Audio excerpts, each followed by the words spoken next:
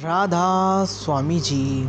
साखी क्यों दिया जज ने पत्नी को तलाक। कल रात एक ऐसा वाक़या हुआ जिसने मेरी ज़िंदगी के कई पहलुओं को छू लिया। करीब 7 बज रहे होंगे। शाम को मोबाइल बजा, उठाया तो उधर से रोने की आवाज़। मैंने शांत कराया और पूछा कि भाभी जी आखिर क्या हुआ। उधर से आवाज़ आई, आप कहाँ हैं और कितनी देर से आ रहे हैं। मैंने कहा, आप परेशानी बताइए और भैया साहब कहाँ हैं, माताजी किधर हैं, आखिर हुआ क्या। लेकिन उधर से केवल एक ही रट थी, आप आ जाइए। मैंने आश्वासन दिया कि कम से कम 1 घंटा पहुंचने में लगेगा। जैसे तैसे पूरी घबराहट में पहुंचा। देखा तो भाई साहब हमारे मित्र जो जज हैं सामने ही बैठे थे। भाभी रोना चीखना कर रही थी। 12 साल का बेटा भी परेशान है। 9 साल की बेटी भी कुछ नहीं कह पा रही थी। मैंने भाई साहब से पूछा, आखिर क्या बात है। भाई साहब कोई जवाब नहीं दे रहे थे। फिर भाभी जी ने कहा, ये देखिए तलाक के पेपर, ये कोर्ट से तैयार कर कर ले आए हैं, मुझे तलाक देना चाहते हैं। मैंने पूछा, ये कैसे हो सकता है, इतनी अच्छी फैमिली है, 2 बच्चे हैं, सब कुछ अच्छा है। जब मैंने ये सुना मुझे तो लगा ये मजाक है, लेकिन मैंने बच्चों से पूछा, दादी किधर हैं। बच्चों ने बताया, पापा ने उन्हें 3 दिन पहले ही नोएडा में विश्राम घाट में शिफ्ट करा दिया है। मैंने घर के नौकरों से कहा, मुझे और भाई साहब चाय पिलाओ। कुछ देर में चाय आई। भाई साहब को बहुत कोशिश की पिलाने की, लेकिन उन्होंने नहीं पी। कुछ देर में वो एक मासूम बच्ची की तरह फूट फूट कर रोने लगे। बोले, मैंने 3 दिन से कुछ भी नहीं खाया। मैं अपनी 61 साल की माँ को कुछ लोगों के हवाले करके आया हूँ। पिछले साल से मेरे घर में उनके लिए इतनी मुसीबतें हो गईं कि पत्नी भाभी जी कसम खा ली कि मैं माँ जी का ध्यान नहीं रख सकती। ना तो ये उनसे बात करती है और ना ही मेरे बच्चे बात करते हैं। रोज़ मेरे कोर्ट से आने के बाद माँ खूब रोती थी। नौकर तक भी अपनी मनमानी से व्यवहार करते थे। माँ ने 10 दिन पहले बोल दिया था, बेटा तू मुझे ओल्ड एज होम में शिफ्ट कर दे। मैंने बहुत कोशिश की पूरी फैमिली को समझाने की, लेकिन किसी ने माँ से सीधे मुंह नहीं बात की। जब मैं 2 साल का था तब पापा की मृत्यु हो गई थी। दूसरों के घरों में काम करके मुझे पढ़ाया, मुझे इस काबिल बनाया कि आज मैं जज हूँ। लोग बताते हैं माँ कभी दूसरों के घरों में काम करते वक्त भी मुझे अकेला नहीं छोड़ती थी। उस माँ को मैं ओल्ड एज होम में शिफ्ट करके आया हूँ। पिछले 3 दिनों से मैं अपनी माँ के एक एक दुख को याद करके तड़प रहा हूँ, जो उसने केवल मेरे लिए उठाए हैं। मुझे आज भी याद है जब मैं 10वीं की परीक्षा में अप्रिय होने वाला था, माँ मेरे साथ रात भर बैठी रहती थी। एक बार माँ को बहुत फिक्र हुआ तो मैं तभी स्कूल से आ गया था। उसका शरीर गर्म था, तप रहा था। माँ मुझे फिक्र है, हंसते हुए बोली, अभी खाना बना रही थी इसलिए गर्म है। लोगों से उधार मांगकर मुझे दिल्ली में पढ़ाई करवाई। मुझे ट्यूशन तक नहीं पढ़ाने देती थी कि कहीं मेरा टाइम ख़राब ना हो जाए। कहते कहते रोने लगे और बोले, जब ऐसी माँ के हम नहीं हो सकते तो हम अपने बीवी बच्चों के कैसे हो सकते हैं। हम जिनके शरीर के टुकड़े हैं आज हम उनको ऐसे हवाले कर आए हैं जो उनकी आदत, उनकी बीमारी, उनके बारे में कुछ नहीं जानते।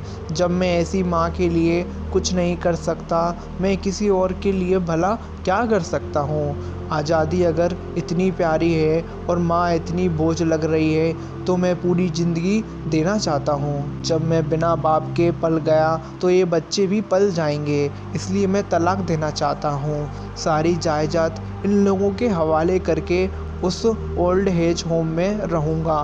कम से कम मैं अपनी माँ के साथ तो रह सकूँगा। और अगर इतना सब कुछ करके मैं माँ आश्रम में रहने के लिए मजबूर है तो एक दिन मुझे भी आखिर जाना ही पड़ेगा। माँ के साथ रहते रहते आदत भी हो जाएगी, माँ की तरह तकलीफ़ तो नहीं होगी। जितना बोलते उससे भी ज़्यादा रो पड़ते थे। बातें करते करते रात के 12:30 बज गए।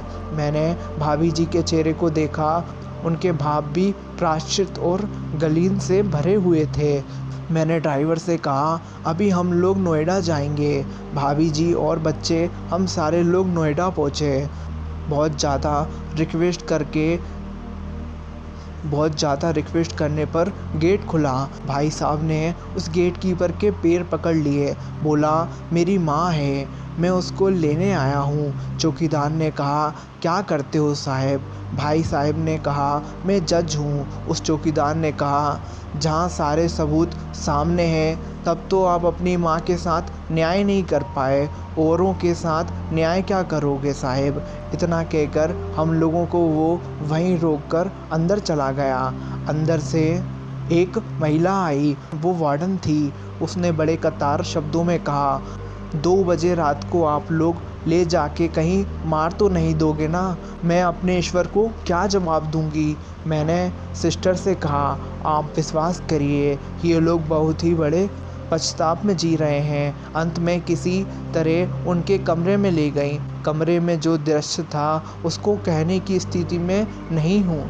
केवल एक फ़ोटो जिसमें पूरी फैमिली है, और वो भी माँ जी के बगल में, जैसे किसी बच्चे को सुला रखा है। मुझे देखी तो उनको लगा कि बात ना खुल जाए, लेकिन जब मैंने कहा हम लोग आपको लेने आए हैं तो पूरी फैमिली एक दूसरे को पकड़कर रोने लगी। आसपास के कैमरों में बुजुर्ग भी थे। सब लोग जागकर बाहर की तरफ आए, उनकी भी आंखें भर आईं। कुछ समय के बाद चलने की तैयारी हुई। पूरे आश्रम के लोग बाहर तक आए। किसी तरह हम लोग आश्रम के लोगों को छोड़ पाए। सब लोग इस आशा से देख रहे थे कि शायद उनको भी कोई लेने आए। रास्ते भर बच्चे और भाभी जी शांत रहे, लेकिन भाई साहब और माता जी भावनाओं को अपने पुराने रिश्ते पर बिठा रहे थे। घर आते आते करीब 4 बज गए थे। भाभी भी अपनी खुशी की चाबी कहाँ है ये समझ गई थी। मैं भी चल दिया, लेकिन रास्ते भर वो सारी बातें दृश्य घूमते रही। माँ केवल माँ है, उसको मारने से पहले ना मारें, उसे बेसहारा ना होने दें। अगर वह कमज़ोर हो गई तो हमारी संस्कृति की रीढ़ कमज़ोर हो जाएगी। बिना रीढ़ का समाज कैसा होता है, किसी से छुपा नहीं है। अगर आप परिचित परिवार में ऐसी कोई समस्या हो तो ये बात उसे ज़रूर बताएं। बात को प्रभावी ढंग से समझाएं। कुछ भी करें, लेकिन हमारी जननी को बेसहारा बेघर ना होने दें। अगर माँ की आँख से आंसू गिर गए तो ये कर्ज कई जन्मों तक रहेगा। यकीन मानना, तुम्हारे पास सब होगा, सुकून नहीं होगा। सुकून सिर्फ माँ के आंचल में होता है। इस आंचल को बिखरने मत देना। हमेशा अपने माँ बाप की कदर करना। कभी भी उनके साथ ऐसा व्यवहार मत करना। हमेशा याद रखना, जो अपने माँ बाप का नहीं हो सकता वो किसी का नहीं हो सकता है। हमें कभी भी अपने माँ बाप के साथ ऐसा नहीं करना चाहिए, उनके साथ ऐसा व्यवहार नहीं करना चाहिए। जिसने हमें जन्म दिया, पाला पोसा, हमारे लिए सब कुछ किया, और आज हम उनके साथ ऐसा करते हैं। हमें समझना चाहिए, हमें अपने माँ बाप की कदर करना चाहिए। हम उनकी कदर नहीं करेंगे तो भगवान भी हमें माफ़ नहीं करेगा। हमें अपनी गलती को समझना चाहिए और सुधारना चाहिए। राधा स्वामी जी। आशा करता हूँ ये साखी आपको अच्छी लगी हो तो वीडियो को लाइक कर दीजिए, चैनल को सब्सक्राइब कर दीजिए और ज़्यादा से ज़्यादा लोगों को शेयर करिए। राधा।